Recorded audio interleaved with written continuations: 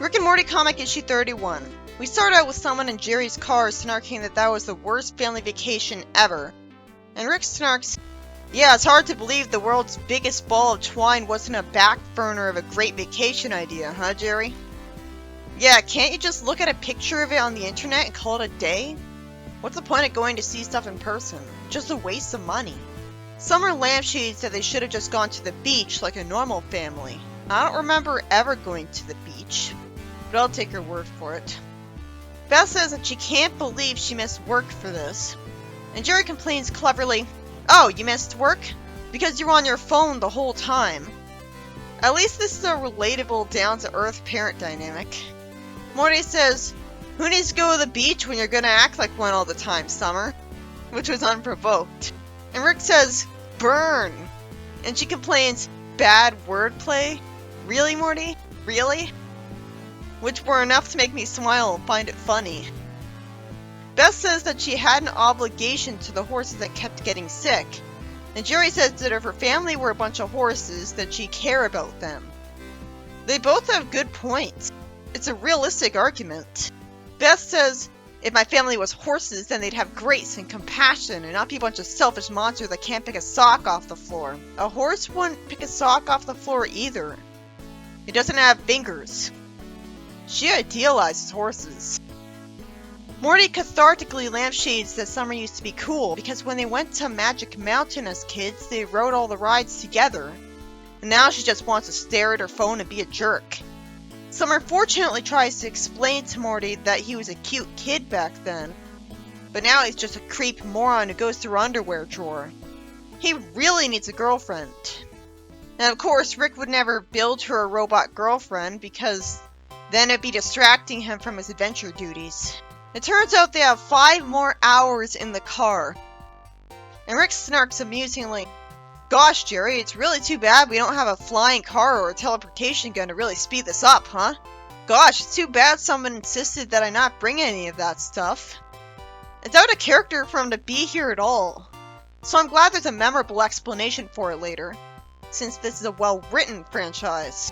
Jerry says irrationally that his inventions always cause more trouble than they're worth. Rick was still right. Beth complains that with his portal gun they could have gone home days ago. Jerry's a clever snark, insulting Beth for siding with Rick all the time, and she somehow doesn't think his snark makes sense. She tells him to get a job, and he finally tells her to get a new insult. He's like, "Get a new insult!" Morty complains that all anyone does is fight, and Summer relatably hates all the noise that she can hear even with the earbuds on, and says that his family's a prison. I like her. Then finally something exciting happens because she sees something and Rick hits his head on the ceiling of the car as red light goes around it, and the car is picked up by a UFO, which is also picking up a cow with its tractor beam. I giggled a little at how random this is. Of course this happens in this series. So why was Rick the only one who hit his head on the ceiling? Is it because he's the tallest? Beth asks her family if they're okay, and there's a fake out where they think Rick's dead. And Beth somehow says that if only she had studied human medicine, she could have saved him. She needed the maybe there because obviously she'd be too late anyways. Jerry lampshades, "Are you only just now regretting that decision? Really?"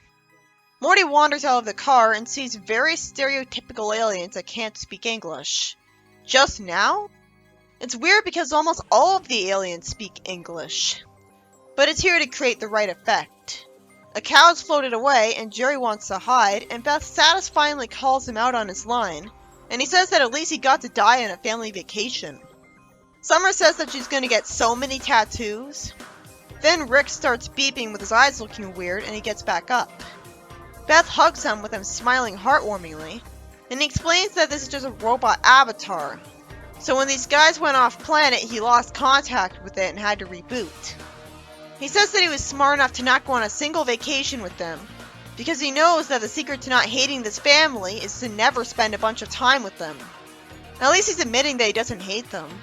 He says that the aliens are planning on probing, and when Beth asks the relatable question of what they could learn from that, he explains that they of course can't learn anything from it and are just a bunch of perverts. He says that he just controls the avatar's movements. He doesn't know where it is. So it's gonna take a while to track it down and help them. I don't know why Morty thought it could open up a portal when it was clearly stated that he didn't have his portal gun. I guess the way that he hid until now that he was just an avatar was that he spent most of the family vacation sleeping. Jerry somehow thinks that it doesn't seem like it'd be that bad.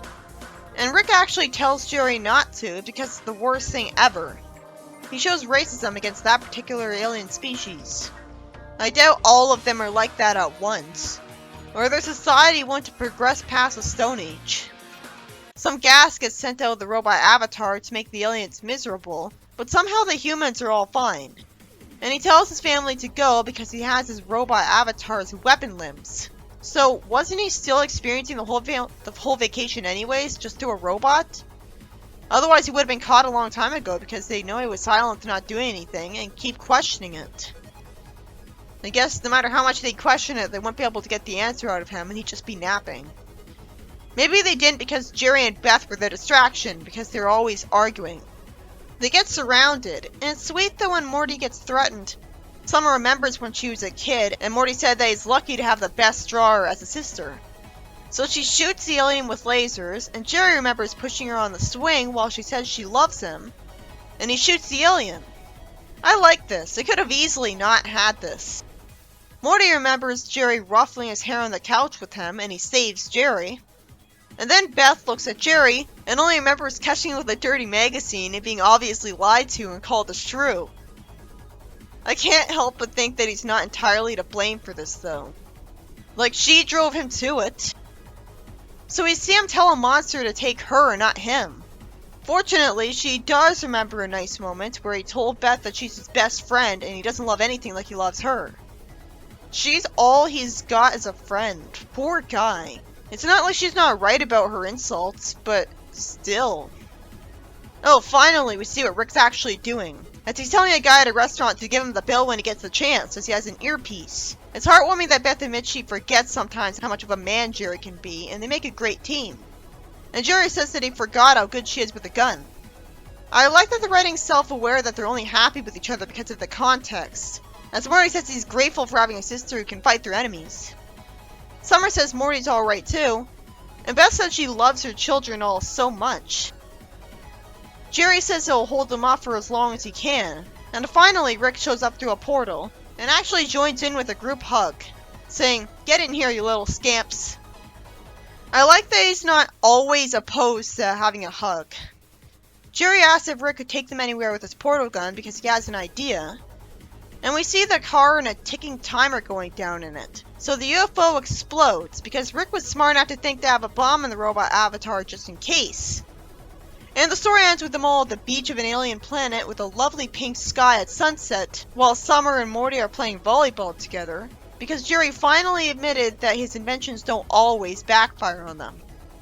This was a great story. It's a shame the only memorable thing about it months later was that Rick had a robot avatar of himself die in the car to avoid a family vacation. And that's probably because them getting kidnapped by the most stereotypical of aliens ever for the most stereotypical reason was too cliche, which was forgettable and lazy.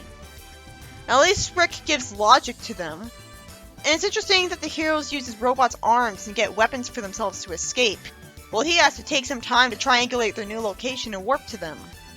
But by far the best thing about the story was that they remembered the good times they had together and were close as a family because they all got to work together on something. That was the real family vacation. It's all the more satisfying considering how badly they got along at the start. It's so much easier for me to go review a comic like this, where the summary of a story can be almost nothing but compliments. Where I can mostly just go through it.